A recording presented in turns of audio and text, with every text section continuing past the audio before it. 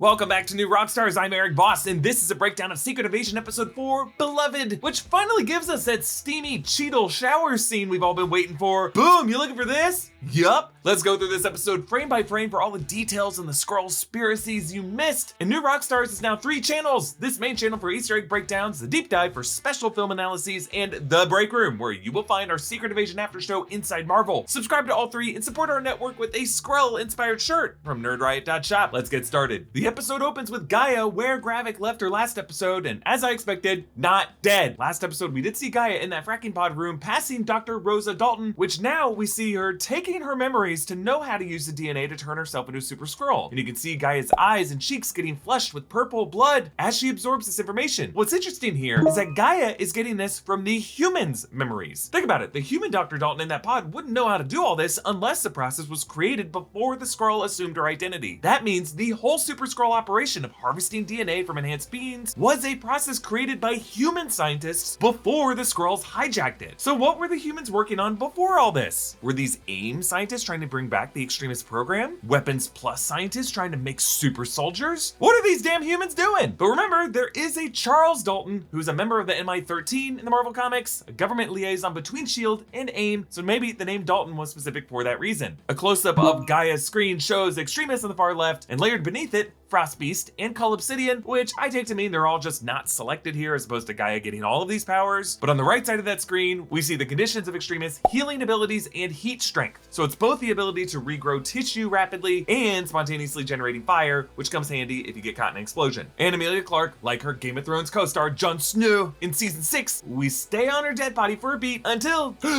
resurrection. The extremists, the technology from Iron Man 3, heals the bullet wound, and we hear the heartbeat. But I gotta point out how Gaia immediately reverts back from her Skrull green skin to human upon waking up. Like, for someone who prefers home in her own skin, it's almost instinctual that she'd be in human form whenever she's alive, and not even take a second to stay in her Skrull body. Okay, moving on. Like last episode, we flash back to a moment in the past with Fury and Varys/Priscilla. Here, it's 2012 in Paris, right after the Battle of New York in the first Avengers movie. A newspaper reads in French, Les Avengers, le Battle de New York, which I guess translates to, no, we could not come up with a better headline, so we kept it literal. As Fury walks in, he passes a black woman and has a moment with her. Now, I don't think Fury is confusing her for his wife, but it does show that Fury has a type, and Varra was right to pick the human form that she did. And the fact that Varra did this is just not sitting right with me. I'm gonna get to it more in this analysis. But we see how Samuel L. Jackson has been de-aged again, but this time just simply back to his appearance in that 2012 movie. Maybe it's the warm lighting, but Jackson didn't have quite as thin and smooth of a face in 2012. Also, the eye patch clings a little too neatly to his face, and his goatee seems to be a bit thicker and look more glued on than Jackson's natural hair did in 2012. Yes, I'm nitpicking. Overall, it looks really great. It's just when you're visually referencing one of the biggest movies of all time, an era the MCU constantly revisits, instead of de-aging normally, just suggesting a hypothetical youth in a character's life, it's just harder to fool us. But I bring it up because this orange lighting gives this whole scene a fictitious, nostalgic, rose-tinted glasses quality, like Fury is recalling a romantic past with Varra that was never actually real. Varra tells Fury that after seeing the Battle of New York and the formation of the Avengers, she assumed it must have been him who brought them together. Think about it, as a Skrull, she would be especially sensitive to a group of Terrans and one Asgardian beginning to build a suit of armor around the world to ward off extraterrestrial invaders. Varra says Fury has a, quote, powerful sense of righteousness, which reminds me of Joule's famous Pulp Fiction monologue about the path of the righteous man is beset on all sides by the iniquities of the selfish and the tyranny of evil men. Remember, that Bible verse, Ezekiel 25:17, is on Nick Fury's fake tombstone from Captain America Winter Soldier, a direct homage to Joule's in Pulp Fiction. Last week I pointed out how in 1998, Varra was reading Raymond Carver's A New Path to the Waterfall, and she talks about Carver here, how he's known for his brevity, but his poems pack a punch, just like Fury does. But Varra has Fury read from Carver's poem, Late Fragment. And did you get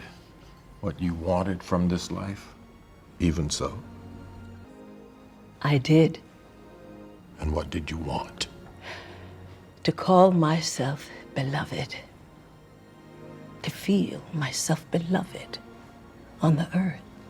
So I pointed out last episode that Carver wrote this collection when he was dying prematurely from lung cancer, but his life had turned around from a new marriage with Tess Gallagher. They were only married for 6 weeks, but in these dying months, Carver got what he wanted from his life, to feel beloved on this earth. And we can view this as a romantic statement, but it's also another way of saying home in my own skin. Varra wants to feel home on this earth. But it's also another example of extraterrestrial Skrulls valuing and needing human scientific and cultural achievements. Vara cannot honestly tell Fury she loves him, so she has to use the words of a human poet to do it. Back in the present, Vara meets Rhodey, that I'm now going to call Skrull Rhodey because it's not Rhodey, but it is Rhodey. They meet at the St. James Church that he told her to meet him at last episode. The choir sings the song Deep River, which is an African-American spiritual popularized by Henry Burleigh in his 1916 collection, but really written by anonymous sources, because it was one of many songs that was passed down by slaves. And yeah, it feels pretty odd for a bunch of white British Catholics to be singing a black spiritual, but I think that's the idea, especially considering Vara and Skrody are Skrulls appropriating black humans, with Varn even admitting to doing this to appeal to Fury's type. This is so messed up. But we should point out that one of the most popular renditions of Deep River was by Paul Robeson in the 1940 film The Proud Valley, recalling Sonya Falsworth's likening of Nick Fury with Paul Robeson in episode 1. But here, Skrody brags about firing Fury. I DDT'd that dude from the top rope.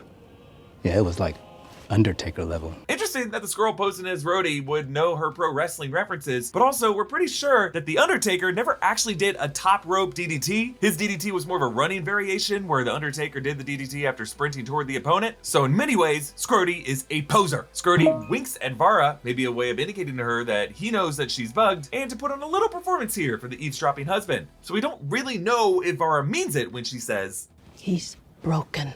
He's been broken ever since he came back from the blip. Oh, the old Fury, the one with power, the one with ability, the one who was indispensable to us. That Fury's gone.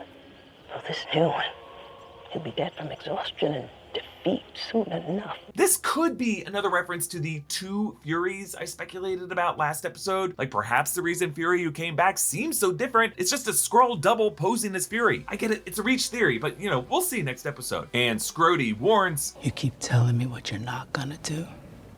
I'm gonna show you what I am going to. yeah, I gotta give some credit to Don Cheadle here. He definitely plays this episode with more of a feminine energy, or at least a delicacy that he didn't really give off before. Pagan tells Gravik, There's a reason Gaia isn't here with us. She's the mole. I've already taken care of her. Yes, sir. yeah, remember the last time we saw Pagan, he was in human form on that submarine where it seemed like that British crew was pretty alarmed at why this guy tried to turn the missile keys. Somehow he got out of that mess, but now he's realizing that Gravik played him like a pawn in order to out Gaia. He's probably not feeling great about it. Gravik instructs the soldier, Remember, we want him to think it's the Russians.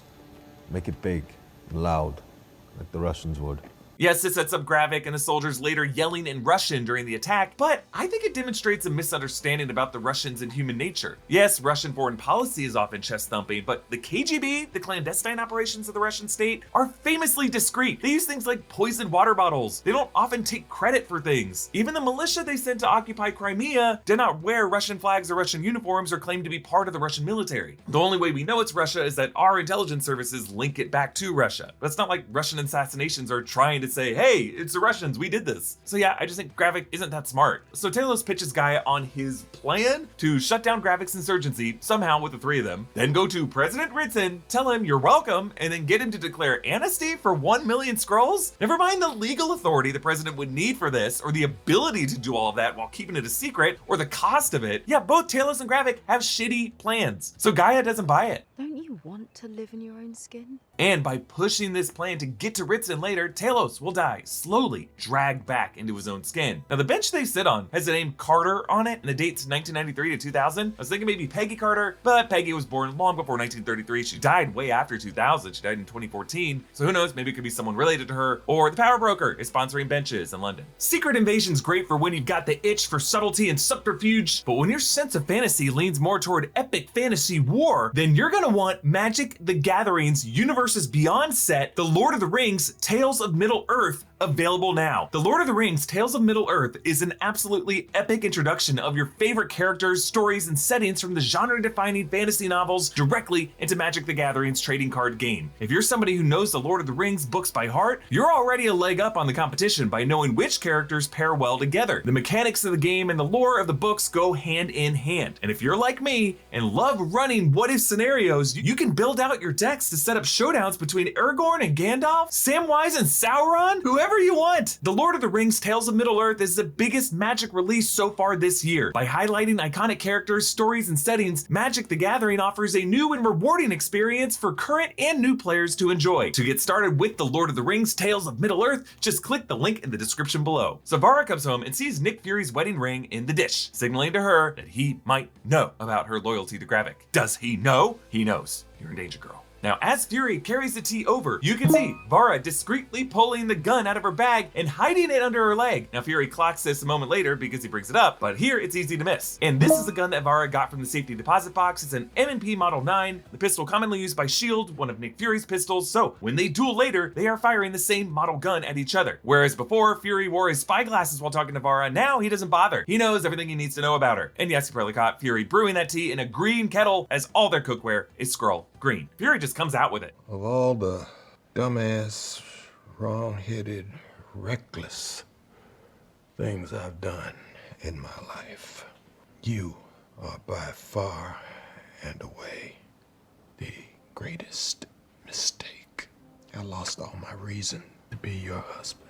So doing some math here, if Fury and Varra had been married for 12 years at this point, and Fury was gone for 5 of those years during the blip, this would be the 7-year itch. Varra reveals that she got this human form from a Dr. Priscilla Davis, who had a congenital heart defect and didn't want her family to know. But at some point, I had to acknowledge the truth of what I was actually doing there in the first place.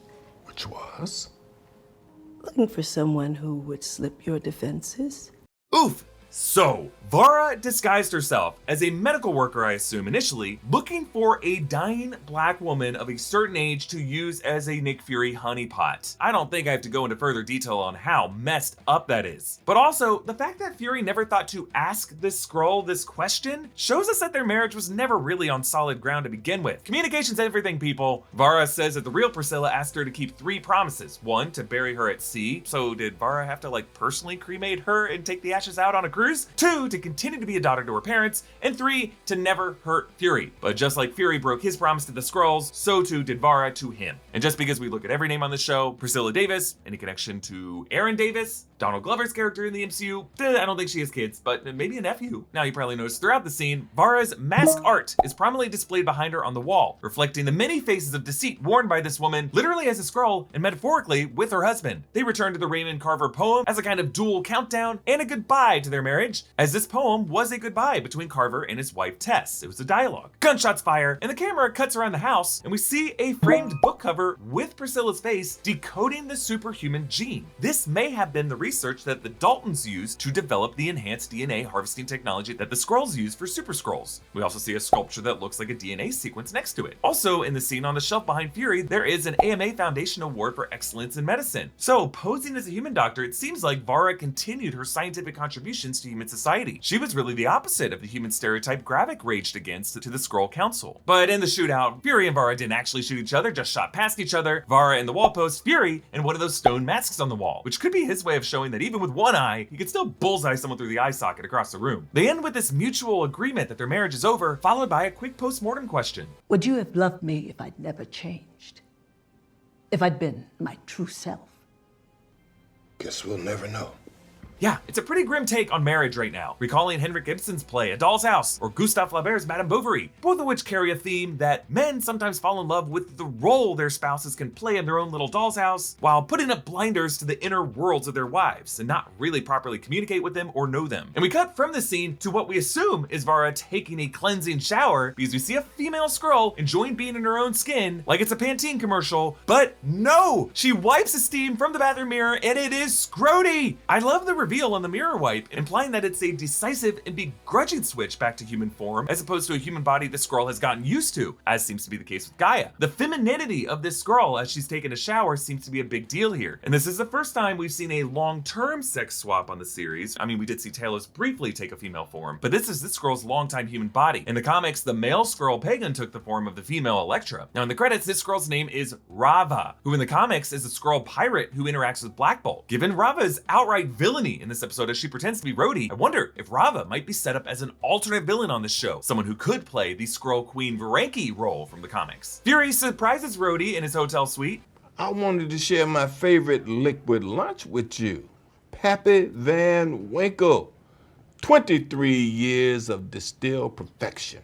Oh my god, Pappy Van Winkle, 23, is the same brand of whiskey from She-Hulk episode 2, the super expensive whiskey that Jen Walters' boss, Mr. Holloway, bought for her at the bar. And that bartender, remember, looked over at Jen to make sure she was sure about this. So Pappy Van Winkle, a very real and very expensive brand of whiskey, $5,000 to $6,000 a bottle. And we learned that in this whiskey, Fury put a liquid location tracker. And he actually even kind of tells Rhodey that he's doing this in the scene, making a nanobot joke. Now this has me wondering if all Pappy Van Winkles in the MCU have trackers in them, and Jen got boozed up in a similar plot by the intelligentsia to steal her blood. I don't know, I just think it's a good new rule. If you're in the MCU, just don't drink Pappy Van Winkle 23. At least there's better ways to spend your money. But it's interesting how Rhodey was surprised, because she was expecting Varra to kill Fury, but now that Fury's alive, Rhodey knows that Varra couldn't go through with it. While Rhodey does not drink at first, not trusting Fury, Fury plays low status. He frames this meeting as just wanting to get his job back, which fools Rhodey into lowering her guard and drinking the Pappy. Now it's interesting how the TV screensaver reads, "Welcome Mr. Rhodes," with this weird A symbol. I'm assuming this is for the hotel that he's staying in. You know, sometimes when you check into a room, it just has your name on the screen. But still, I would think that the concierge would know to call him Colonel Rhodes and not Mr. Rhodes. Rhodey shows Fury the footage of Gravik shooting Maria Hill, posing as Fury. This is the one Maria Hill sight in this episode that got Kobe Smulders a credit at the end of the episode. But even after Rhodey stops playing the footage, notice how the sound bar continues to fluctuate. Could just be an error, or it could indicate Rhodey is recording their current conversation as well. Outside, protesters yell at Colonel Rhodes over the American conflict with Russia, and I like how one of the signs says Ritson instead of Ritson, with R-I-D underlined, just that classic British wit. So President Ritson arrives from Air Force One, and Rhodey says there's a full briefing for him inside Stagecoach, which is one of the nicknames for the Beast, which is the president's armored Cadillac. There's at least 9 of these. We don't really know everything about their construction, but the name Stagecoach comes from the 1939 John Ford directed, John Wayne starring Western, featuring a prolonged chase in a stagecoach. The idea is no matter how many bandits come after trying to break their way in, nothing will. I like how Rhodey's bodyguard, poor guy, wearing a sling, a callback to Fury twisting and breaking his arm in the pub back in episode 2. Rhodey weirds President Ritson out by touching his arm and quoting Vladimir Lenin, not John Lennon, but the Soviet leader, Vladimir, saying, "When you find flesh, you push. When you find steel, you stop." He's referring to a quote attributed to Lenin about probing with bayonets, and it's more commonly known as, "When you find mush, you push." Either way, Ritson smells this as Colonel Rhodes pre-gaming with too much Pappy 23. And Rhodey, what a jerk, still requires the one-armed aide to open the door for them, which the real James Rhodes would never ever do. So Rhodey calls the other Skrulls to report that Citadel, the presidential codename for POTUS, is in the 4th car, and the Skrulls fire missiles from a helicopter. Customary boom looking for this. Now, for the US presidential motorcade to not have clear airspace in a friendly nation would mean that Gravik must also have Skrulls placed in the UK military. While the shootout goes down, Rhodey just sits peacefully in their armored car, waiting for it all to end. One would think one of those Secret Service agents would ask, War Machine, Iron Patriot, don't know what your current name is, but could you suit up and help, please? Gravik and the other Skrulls yell loudly in Russian, which fools the Secret Service.